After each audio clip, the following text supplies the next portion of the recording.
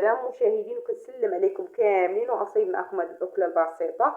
هنا خديت هاد النفايل تاع الحولي اللي زولت ليهم القشره، كنحيد لهم ديك القشره، وخديت حتى الكلاوي. بالنسبه للكلاوي راه كيتشواو، حتى هادو كيتشواو، صافي كنزول لهم القشره ديالهم وكنوضعهم في الماء والخل وشويه قليل من الملح. صافي كنخليهم، بعد ما كنقطعهم كنديرهم في الماء ديال الخل وشويه الملحه، وكنخليهم باش تحيدين ديك الصفوريه ديالهم. صافي من بعد ما كنحيدهم من الماء والخل كنسقطها في واحد الشبكه.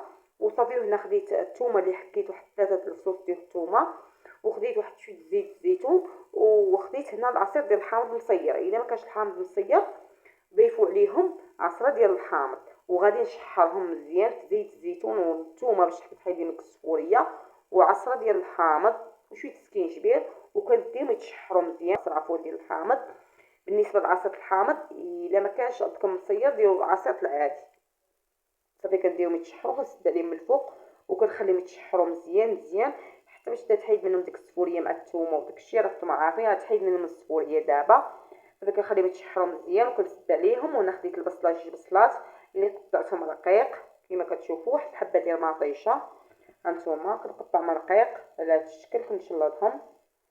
صافي انا قلت ندوز معكم الصوره تشوفوا كيفاش كنطيبهم بالطريقه ديال اللي. صافي انا قطعتهم وانا شحرتهم مزيان وسديت عليهم تتشحروا. خديت مطيشه، حبه ديال مطيشه ديال قطعات رقيقه.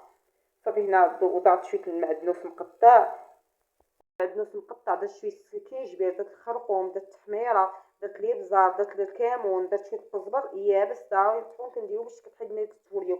نطيبوهم وكنسدو عليهم من الفوق بديك المقله حتى كيتشحروا لينا مزيان، ما كنديرو لا ما لا والو، كنخليهم على نار متوسطه حتى كيطيبوا لينا ويتشحروا كيجيو مشحرين وكيجيو زوينين.